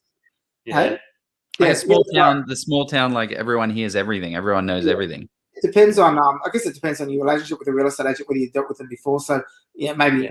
But that's important. But then I think it's really about asking questions and asking how many builds they're doing a year, and then speaking to their speaking to their director and asking questions about their site supervisor and how they go about managing their builds, and then making sure that they're comfortable in putting things in the contract. So you want a fixed price, you want you want liquidated damages. If they only want to put $5 a day liquidated damages in there, then and then they push back on it, then that's no good. You want to have at least $100 a day in there and that kind of stuff. So so you can kind of see if people are confident in their ability to be able to do that. you also need to probably get three quotes and kind of compare the inclusions with the pricing that you're getting and the designs and see how there's one or two builders that even I work with now that don't like to make any changes. That they'll give you a basic design. Obviously, they work for the more basic sort of investor, but they don't like to make any changes. I don't really like to work with those sort of builders because you actually want people who will change the design, change the floor plan to how it suits, give you different inclusions. So you need someone who's flexible with that as well. And who's deciding on what goes into these new changes? Is it you saying, well, I know based on my demographic research that I need higher ceilings and I need ducted aircon throughout the whole thing. Otherwise, it's not going to be it's not going to work. Yeah, you've got to realize that most of the time a builder is just going to build. They don't really think about it. Some builders do. So I work with some people who know an area well, and they'll say, oh, in this area, we should be doing this. And it's good to have people like that. But if you're building like a property for the first time, and you're probably not going to build that many of them because it's just what you might do occasionally, you're probably not going to get those sort of relationships that easily. But sometimes, some builders will be good, but other builders they'll just build a house. And if you tell them you want stone in there, then they'll put stone in there. But otherwise, they might just put laminate, and they won't even think about the environment or the demographics or who's living next door because they're just there to build the property. They're not demographic or people experts. They're builders. Yeah, I got my stuff here. I'll put it in the thing. Let's load them up because we got a couple. We'll try and knock them out in a minute or two. I know. So we got Ania. She said she's read your book, loved it, absolutely loved it. She wants to know: do you think Sunshine Coast do you still think as a great spot to build a duplex? Yeah, it is. I'm building one there at the moment, actually, up in Palmwoods. Okay. So it is a good area. Sunshine Coast has still got some legs, but the Sunshine Coast Council is cracking down on like dual occupancies in general. So it's actually getting harder to get building approvals through. So you'll need to be careful about that, rather than just buying a block of land and then hoping you'll get approvals. There's also rules coming into place that you can't build dual locks within a certain meter of another dual lock, and you can't build like two duplexes next to each other in some areas. So you need to be very careful. That's where you need to get proper advice, or just get someone to help you with that, because which is probably a good thing in a way, because it's sort of otherwise you end up with a whole street full of duplexes, right? And then, well, you do, but it's not only that, but you end up with a street full of those dual locks, which are not duplexes, but those little 4 beds on one side and 1 or 2 beds on the other side. Dual key. They're just a dual key thing that they're sold by marketers on behalf of developers up in Queensland. They wrap it all over Brisbane, they don't do much for an area, and they don't have a very tried and tested resale value or anything at the moment either. So what are the typical? What is a good build like? Because that's something I never really thought about. 4 on one, 2 on another. Like, what does a good duplex look like? Oh well, the dual key is basically it's essentially a house with an attached granny flat. So not detached. It's not DD. It's an attached granny flat. So it's like a duplex, but it can't be subdivided. So there's no firewall down the middle or anything like that. So that's the thing with that. And essentially with an attached granny flat dwelling like that, it's called an auxiliary dwelling. So with a duplex, you get basically two units. And that can be any size that you want to build them, as long as it fits in with the FSR on the land. But with the dual key, the auxiliary dwelling needs to be under 60 squares. So it's just that's what it is, and it's auxiliary dwelling. So that in itself is a bit of a problem. In terms of what the right design of duplex is, well, that comes back to the demographic. So whether you're building 3 beds or 4 beds or 2-story or single-story does depend on the area. I very rarely build I don't think I've ever built a 2-bed duplex, because generally you'd be building most houses in an area might be 3 or 4 beds, so you build at least a 3-bed duplex. Sometimes you might build 4. Double story. If you're building duplex in Sydney, they're just about all double story, but in a lot of regional areas they're single story. Yeah, great. Right. We got Annie has asked another one. I think this will be a quick one. Let's keep this one pretty quick, just because I'm mindful of your time, Lloyd. Get you to a little one. Minimum amount of profit or ROI that you go by. What percentage is your lowest? I could kind of answer that too, but I want to hear your answer. I'm interested in your answer. It's 18%, really. Oh, you do 18? Okay. Yeah. I like to look at 20. I hear 20% is kind of profit on cost, or Yeah. yeah. What's 18? Where'd you get 18% from? Yeah, no, that's just kind of the number there. No, in particular. I just think that yeah, you're right. 20 to 25 is something that I prefer to look at as well. But certain deals that might be returning 18, that look like they'll be a good deal. So that's kind of a basic number that I'd accept. But particularly if it's someone on a lower, for example, if you're spending $600,000 on a project, if you're getting 18% return, and that's what 112,000. Yeah. So I look at that as being quite a good return. Oh, 108,000. Something like that. I didn't want to try to massively embarrass myself, so I thought I'd let you embarrass yourself with that. Yeah. Oh, I thought you're too smart. Yeah, we've got a really good question come through from Greg, and we could have just done a whole podcast on this. He said, let us know if you're still watching, Greg, because this will be an absolute cracker and answer. What recommendation would you give for investors looking to get into the property market, given where we are in the property cycle, peak of a hot market that is reportedly slowing down? I'd question and say that it's slowing down. I mean, yes, maybe it's slowing down a little bit, but what are your thoughts on that? Well, yeah, I'd question whether it's slowing down, and we question whether it's reportedly slowing down as well. Look, I've seen a bit of a change lately because there has been a few vendors who are willing to negotiate, off market before auction and things like that. So there's been a slight bit of a change, but I don't really think it's slowing down because I saw even last weekend I was doing auctions and there's still massive things there. What I would be mindful of there is to get into a strong regional location.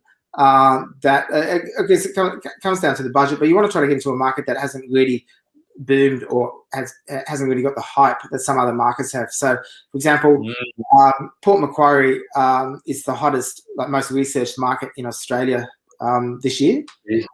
So, hottest research market in Australia. What does that mean? Most researched property market in Australia. So, probably realestate.com, is it? Or yeah. Oh, yeah. Okay. So, the area that people looked up the most. Yeah.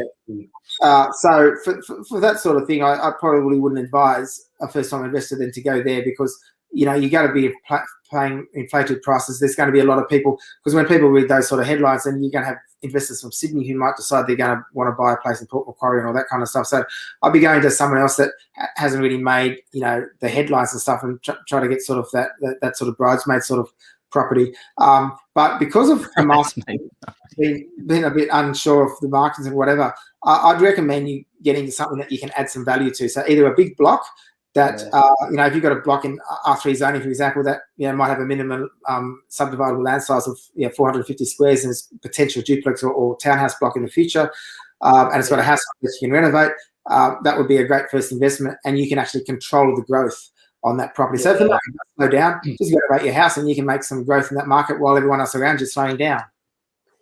Yeah, great. That's sage advice, and people are appreciating the pearls of wisdom. We've got two more quick questions. We're probably, if there's one more, we might be able to squeeze it in. I'll let Lloyd decide if he wants to answer the third one. But this one is: would you be paying? This is probably a question for a broker rather than. But what are your thoughts on? And that's from Edward Fingerpaints. I love the name, Edward. Is that? I would. Yeah, it is a question for the broker. However, paying interest. An accountant, I suppose. Yeah, paying interest only, does mean, and that's how I've generally built my portfolio because it basically means that you're paying less, monthly repayments on a property, so that improves your cash flow on that property. So if you're looking at, particularly if you're looking at something that you want to have, positive cash flow or high rental yield is important to you, then paying principal and interest can actually take that away from you straight away. So I'll be looking at paying interest only, and then also. Paying interest only might also mean that you'll have better chance of getting serviceability moving forward to another purchase, but that doesn't always work like that because that's why you need to talk. It actually reduces because the lenders. I mean, unless if you know a trick around that, let me know. But I can tell you why it reduces your borrowing capacity. Generally. Yeah. So I've had a couple of clients who've done it where it actually improved their borrowing capacity. How do they do that? That's by having principal and interest on your loan. No, interest only. Interest only on their loan. Well, yeah, because that increases your. No. Because, so let me explain this, Joe. So you've got, because the way it works is, because if you've got it's all about loan term, right? So if you've got 2 years interest only, then you have to, and you've got 300K in debt, you have to then pay off that 300K on 28 years, right? So the repayments are going to be higher. So the bank says, well, hang on a minute, you're going to come off interest only. You're going to need to start paying it eventually. So that's why interest only can, or generally, I found. So that's the way it does normally work. But I've had a couple of times where it's been different. So that's why just consult with your broker, because there's not really a question I can decide an answer there, but just give sort of that general sort of advice. Yeah, I've heard a number of people say that as well, when they go down to principal and interest. They go down to interest only for all their loans, and then they're able to buy another one only just. So it gives them that little extra edge, that extra Lloyd edge. Yeah, I'd be interested, because it does. And we can. Yeah. Anyway. But the last question we've got is they're saying they love your book as well. Gee, everybody loving your book. We've got. It's this is Celesta. She said, when you first started, did you manage your duplex or build yourself, or did you have a builder handle it for you? So I was just in regular contact with the builder. So I mean, basically the builders. So when you have a builder, they have a site supervisor who's on site every day. So again, it's not rocket science, because despite the song you were singing before.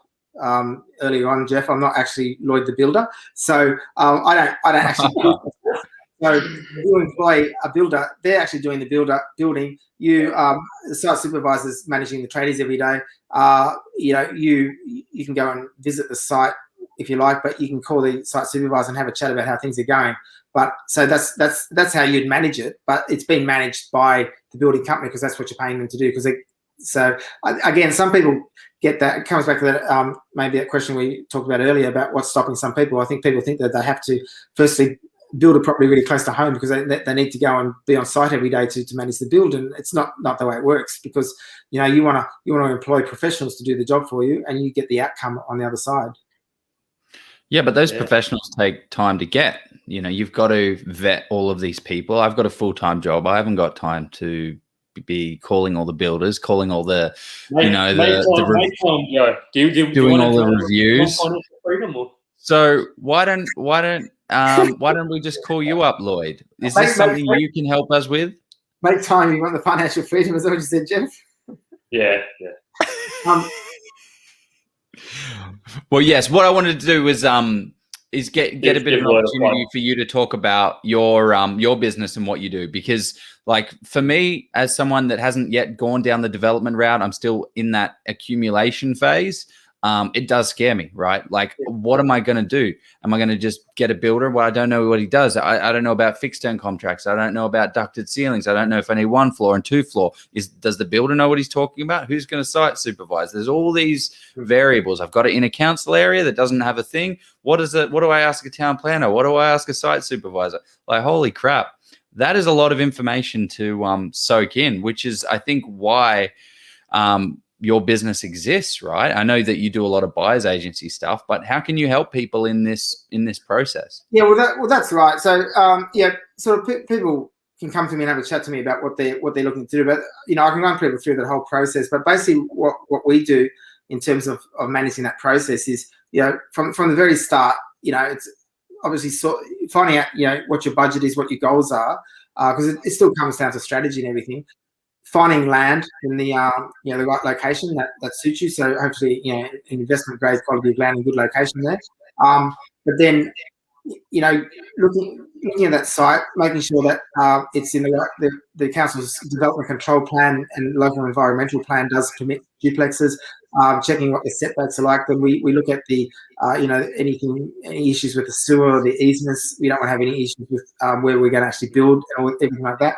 We also get town planning advice.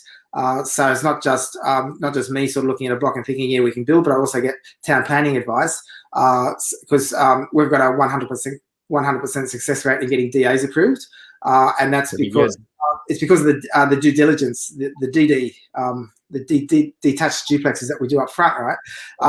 So that's kind of key to it. And as well as talking to the town planners, we also scope out some builders and get their thoughts and maybe get them to sort of do a mock plan and stuff that'll fit on the site.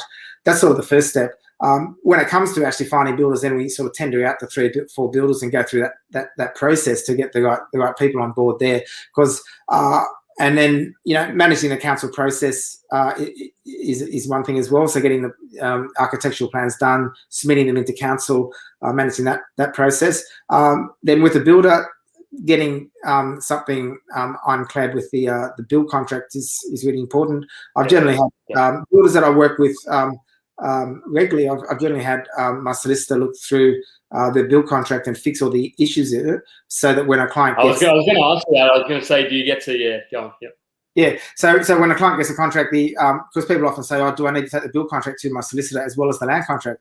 And the answer is, yes, you can if you like. However, you know, it's already been sort of checked over by a solicitor most of the time. You know, and things are already in there, you know, things like liquidated damages and, you know, fixed time frames and, you know, all the sort of things, home warranty issues and all that kind of stuff. So we sort of manage all that kind of stuff. But one of the key things that we probably haven't talked about also is understanding whether the project works for you. And that comes down to sort of the feasibility and the numbers. Because before we enter anything, I mean, you're not just going to come to me and I'm going to say, oh, yeah, I know of a good site up the road. Let's go buy that block of land and we'll stick some kind of duplex on it. We're going to look at the numbers, right? And see that we can build for less, essentially in basic terms, build for less than what we can sell it for. And then look at the numbers and see if we are getting that, you know, that 20% return or more. Sticking in all the numbers there. So, you know, paying, you know, what the building costs would be, what the stamp duty, what the legals would be, you know, if you're paying a buyer's agent fee, you know, putting that in there so you get a true understanding of all the costs, and then what the return will be on the other end, calculating holding costs, because that's also important to understand whether you're going to make you know, a profit on the deal, because you don't want to get into a deal where you're actually going to lose money, because there's no point doing it at all. And also is working out whether a duplex is actually the right thing for you. And that's also the thing, you know, people might come to me and they want to do a duplex, but then we ascertain, you know, you don't have the right risk profile for a duplex, or you don't have the right budget for it. But then we might look at another type of property that they can do as well. So that's something. So it's certainly, you know, duplexes aren't necessarily for everybody. It comes down to, you know, doing what's right for you and everything. Yeah, that could be in a round two. We could actually do a FISO. I don't know if I'd love to sort of, people learn by looking at something, maybe even a sneaky case study. If people want to see that, there's still we're nearly at 2 hours, Joe. We're not going to crack 2 hours. Let's give Lloyds his time back.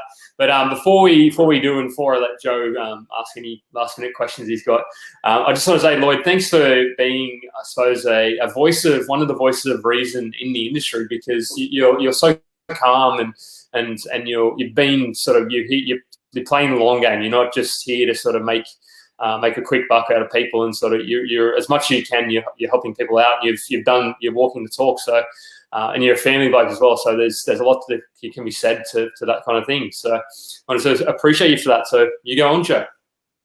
Yeah, mate, I appreciate it as well. I'm with you on that. Like, this is what we try and aspire to do to get people on this session. We don't want to have any dodgy people, and you're definitely high up there in the awesome section. So we really appreciate you taking the time and being so amazing in the industry, because people are now looking to you as a benchmark of what a good buyer's agent and what a good developer and a good builder is going to be. So we appreciate it, mate. No, thanks, guys.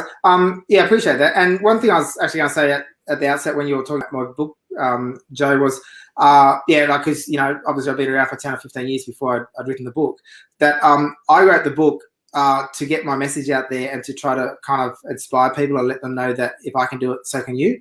So my book was never written with the intent of being any kind of marketing lead magnet like a lot of people write books for. So that's why I didn't write a book and just put a few strategies in there and say, you know, here you go.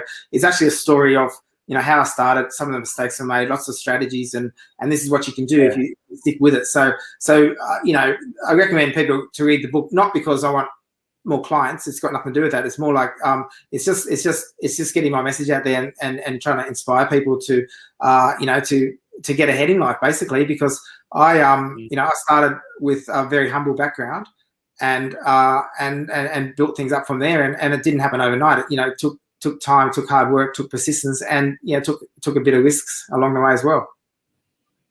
Yeah. Yeah. I'll have to talk about that again at some stage. Yeah. Are there any final things you wanted to cover off, Lloyd? No, well, I don't think so. But yeah, look, thanks very much for having me. It's been an absolute pleasure, and I hope that your audience has got has got some. Actually, that is a very good question, Lloyd. How do we get in touch with you if we do want your help? So my website is so the company's Oz Property Professionals. So it sounds pretty familiar, that name. I don't know where we got it from. I don't know where we got it from. What's What's the best page to send it for? Just the homepage, Lloyd, or do you want to do the contact page? Or I'll do it now for you to make it easy. Yeah, the homepage or something. Yeah, it's all the same. Yep, I'll put that in. All goes there. But yeah, we didn't deliberately intend to copy your name. We have Oz Property Professionals and Oz Property Investors getting together. So I thought that was funny. But check out your group as well, actually. If you're into Facebook groups, we have Basecamp Property, is it? Yeah, Basecamp Property. So it's Yep. come and Joe and Jeff are both in that group. So we try to offer a bit of value there. Probably don't post things as much as I should because I'm pretty busy, and I've got a few other people that post stuff. But yeah, try to offer the same sort of value, but the same sort of stuff that you guys have in this group is that I try to keep the dodgy people out. So we don't sell stuff. We don't have any spruikers or any of that kind of stuff. It's just about adding value to people and stuff like that. Yeah. Awesome. Okay, guys. Well, let's sign it off on that. Thanks, Lloyd, and yeah, let's go buy a property. See you guys later. Gotcha. Thanks, Lloyd. Love your work, guys. team. Bye bye. I got to press stop.